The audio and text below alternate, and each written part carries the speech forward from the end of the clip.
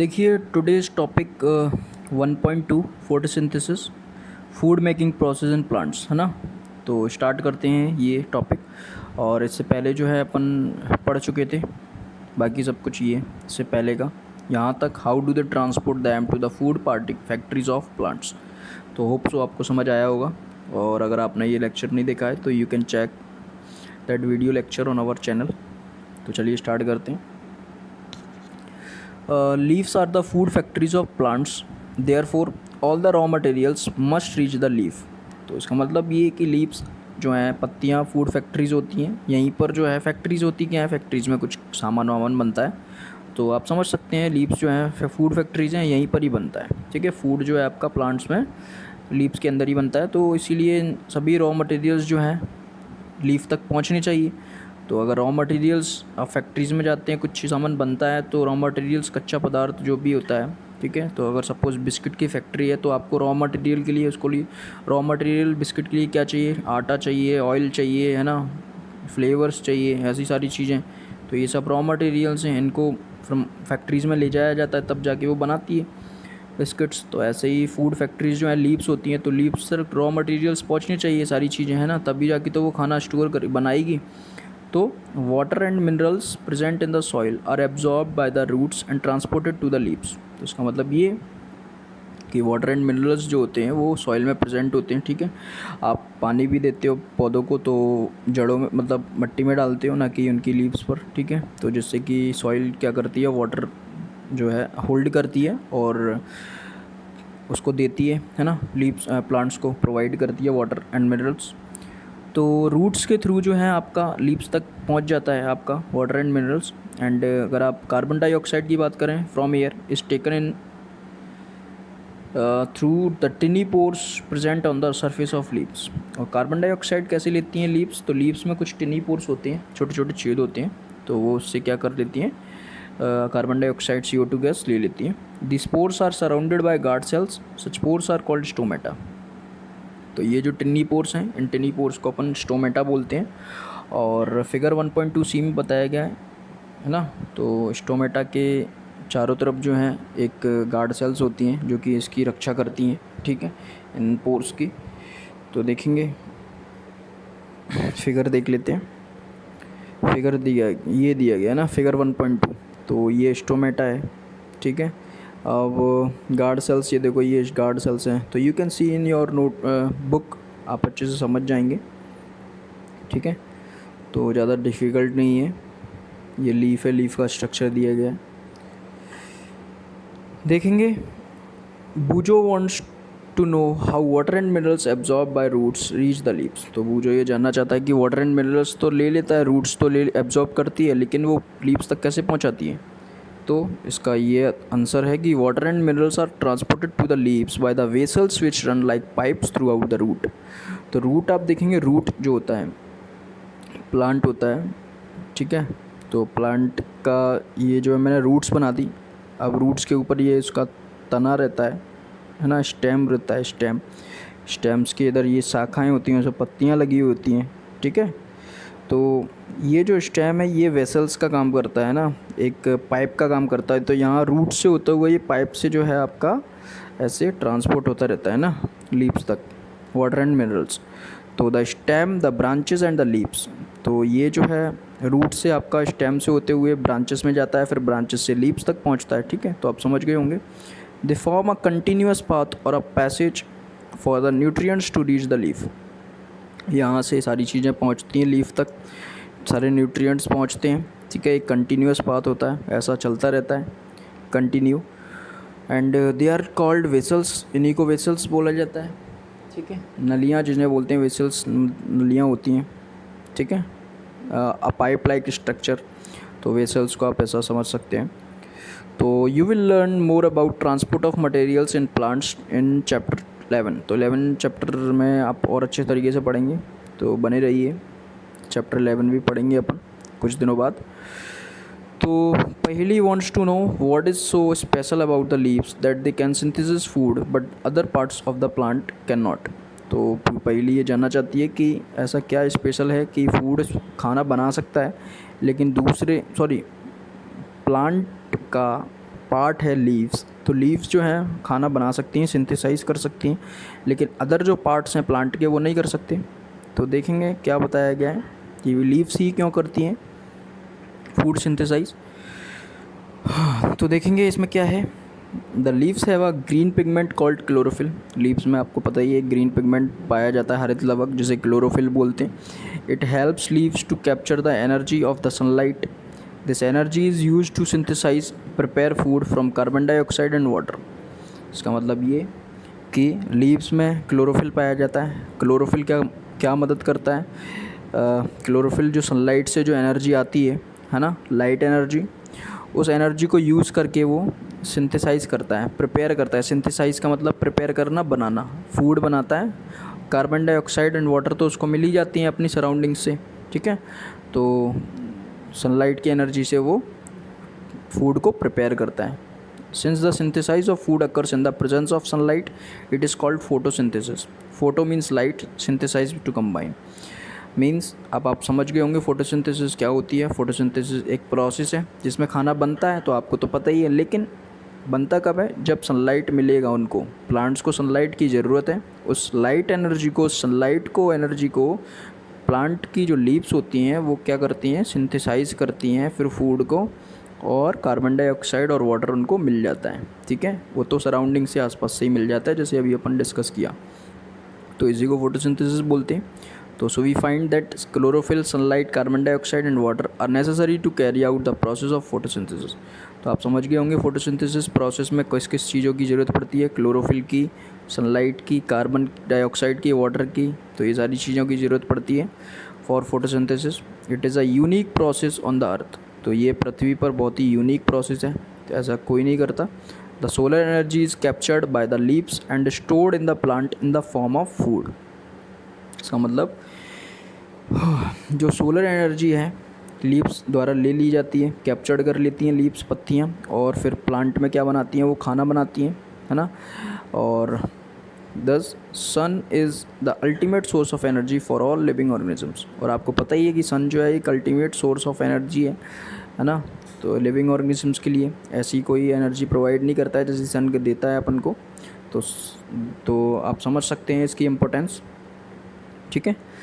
तो can you imagine life on earth in the absence of photosynthesis. तो आप इससे यही पता लगा सकते हैं कि आप लाइफ को इमेजिन नहीं कर सकते हैं इन द एब्सेंस ऑफ फोटोसिंथेसिस। अगर फोटोसिंथेसिस नहीं होगा तो फिर लाइफ इम्पॉसिबल है। अब कैसे इम्पॉसिबल है जानेंगे। In the absence of photosynthesis there would not be any food. The survival of almost of all living organisms directly or indirectly depends upon the food made by the plants। इसका मतलब ये कि अगर photosynthesis नहीं होगा तो कोई food नहीं होगा, क्योंकि फूड तो बनता फोटोसिंथेसिस की प्रोसेस से है ना। तो द सर्वाइवल ऑफ ऑलमोस्ट सभी लिविंग ऑर्गेनिजम्स जो हैं, जीव जंतु जो हैं, सर्वाइव करते हैं। तो सारे जीव जंतु डिपेंड हैं डायरेक्टली और इनडायरेक्टली, ठीक है। डायरेक्टली कैसे, मैंने बताया था कि वो प्लांट्स को डायरेक्टली खा सकते हैं, और इनडायरेक्टली कैसे डिपेंड है प्लांट्स पर, कि अगर कोई शाकाहारी जीव प्लांट्स को खाता है फिर उस जीव को अपन खा लेते हैं, ठीक है। तो मांसाहारी जो है कोई भी कार्निवोरस है वो खा लेता है, ठीक है।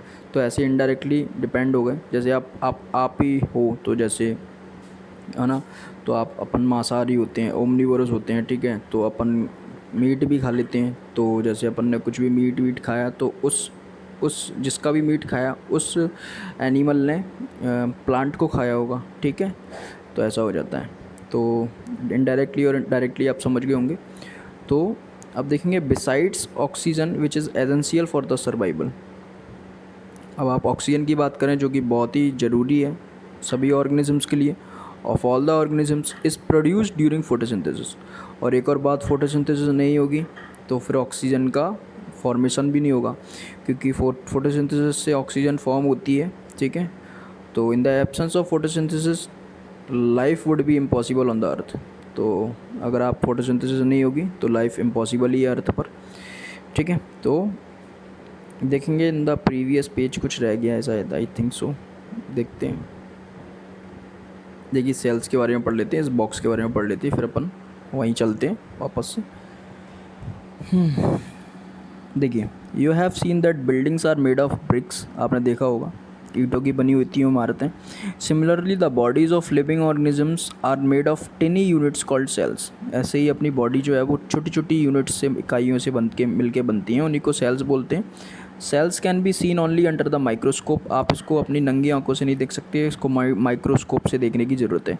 Some organisms are made of only one cell. कुछ ऑर्गेनिजम्स जो होते हैं, जीव जंतु, केवल एक ही सेल से बने हुए होते हैं। The cell is enclosed by thin outer boundary called the cell membrane. और सेल जो है आपकी ढकी हुई, मतलब कि घिरी हुई होती है ना, चारों तरफ से। किससे घिरी हुई होती है? सेल मेम्ब्रेन से, जो कि इसकी सुरक्षा करती है, प्रोटेक्ट करती है। ये रही cell membrane, you can see in your book. And most cells have distinct centrally located spherical structure called the nucleus, figure 1.1। तो कुछ सेल्स में जो है आपको दूर दूर तक जो है या बीच में भी न्यूक्लियस स्ट्रक्चर मिल जाता है, तो ये देख सकते हैं। The nucleus is surrounded by jelly like substance called cytoplasm. और न्यूक्लियस के जो आसपास आप लोग देख रहे हैं ना, ये जेली लाइक स्ट्रक्चर, ये जो है साइटोप्लाज्म कहलाता है। ठीक है, तो आप समझ गए होंगे ये सेल्स के ही पार्ट्स हैं। ठीक है, तो चलते हैं द नेक्स्ट पेज।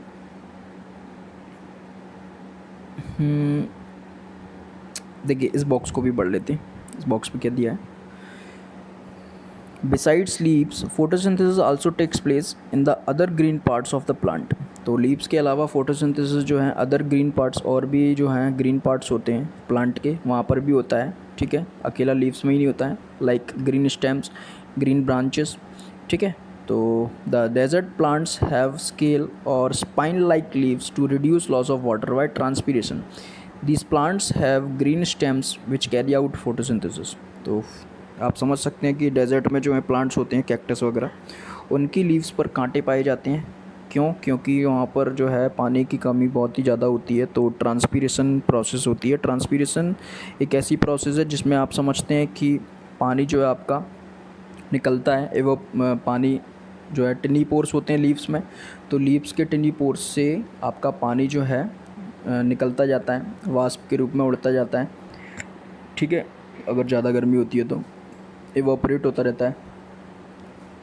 ठीक है, उड़ता रहता है, आप तो ये समझिए। ठीक है, एवोपरेट वो एक अलग प्रोसेस है, मैं समझा दूंगा, वो भी वाष्पीकरण है, पानी का उड़ना। ठीक है, नॉर्मल टेम्परेचर पर। तो पानी जो है आपका लॉस ऑफ वाटर होता रहता है उसके कारण, लीव्स के कारण। ठीक है, तो ये प्रोसेस को रोकने के लिए उसके लीव्स में, कैक्टस की लीव्स में जो है स्पाइंस होते हैं, कांटे होते हैं, जिससे कि ये प्रोसेस ना हो पाए, है ना। और इसीलिए फिर क्या होता है कि प्लांट्स के और भी पार्ट्स होते हैं वहाँ पर, कैक्टस में ग्रीन स्टेम्स होते हैं उसके, तो वहीं से ही क्या होती है, फोटोसिंथेसिस की प्रोसेस होती है ना। तो आप समझ गए होंगे और भी पार्ट्स हैं जो कि फोटोसिंथेसिस करते हैं।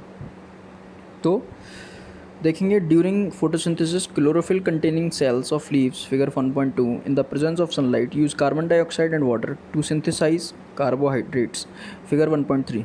The process of can be represented in an equation. तो ये जो है एक इक्वेशन दी गई है, कार्बन डाइऑक्साइड। ठीक है, फोटोसिंथेसिस की प्रोसेस है जिसमें क्लोरोफिल जो होता है सेल्स ऑफ लीव्स की सेल्स में पाया जाता है। तो कार्बन डाइऑक्साइड लीव्स में ली, वाटर लिया, सनलाइट लिया, क्लोरोफिल उसमें पाया जाता है। अब ये बनाएगा क्या? ये देखो, ये एरो लगा हुआ है, इसका मतलब ये है कि ये प्रोडक्ट है। अब ये बनेगा क्या? कार्बोहाइड्रेट बनाया और ऑक्सीजन भी बनाया। ठीक है, ड्यूरिंग फोटोसिंथेसिस प्रोसेस। तो आप समझ गए होंगे, ये कुछ डायग्राम दिया है, इसमें बताया गया ये क्लोरोफिल होता है लीव्स में, ये गार्ड सेल्स होती हैं, ये स्टोमेटा होता है, स्टोमा। ठीक है, यहाँ से जो है आपका कार्बन डाइऑक्साइड जाती है, टिनी पोर्स, छोटे छोटे पोर्स होते हैं। देखेंगे ये जो फिगर्स हैं, आप फिगर 1.3 में भी कुछ अच्छा दिया गया है, तो आप समझ गए होंगे। ठीक है, ये कार्बन डाइऑक्साइड ले रहा है और ऑक्सीजन छोड़ रहा है, लाइट एनर्जी लेता है, फोटोसिंथेसिस कर रहा है। क्लोरोफिल आपका लीफ में पाया जाता है, वाटर एंड मिनरल्स उसको रूट्स में मिल ही रहे हैं। ठीक है, तो यहाँ से होते हुए ऐसे ट्रांसपोर्ट होते रहते हैं वो लीव्स तक। ठीक है, वाटर एंड मिनरल्स, तो समझ जाओगे आप, बहुत ईजी है। During the process oxygen is released. The presence of starch in leaves indicates the occurrence of photosynthesis. Starch is also a carbohydrate। तो आप समझ गए होंगे, इस प्रोसेस में जो है ऑक्सीजन मिलता है और स्टार्च जो है आपके लीव्स में पाया जाता है। द अकरेंस ऑफ फोटोसिंथेसिस के कारण। And starch is also a carbohydrate. और कार्बोहाइड्रेट जो है एक टाइप का स्टार्च, मतलब स्टार्च जो है एक टाइप का कार्बोहाइड्रेट ही है। तो ठीक है, आपने देखा यहाँ पर कार्बोहाइड्रेट ही बनता है, in the given reaction photosynthesis की प्रोसेस में, जो कि खाना ही है एक तरीके का, ठीक है। तो Boojho has observe some plants with deep red, violet and or brown leaves. He wants to know whether these leaves also carry out photosynthesis. तो बूजो ने कुछ और रंगीन पत्तियाँ देखी, तो वो देखता है कि फोटोसिंथेसिस केवल ग्रीन लीव्स में ही होता है क्या, ये सारी रंगीन जो है रेड वायलेट ब्राउन लीव्स में हो सकता है क्या, तो वो जानना चाहता है। तो आप in the next video lecture अपन पढ़ेंगे एक्टिविटी 1.1, ठीक है, क्योंकि ये काफ़ी कुछ बड़ा हो जाएगा, तो छोटे छोटे लेक्चर्स में अपन इसको डिवाइड करेंगे इस चैप्टर को। तो this is the end of this video lecture. Till then goodbye, take care and thank you.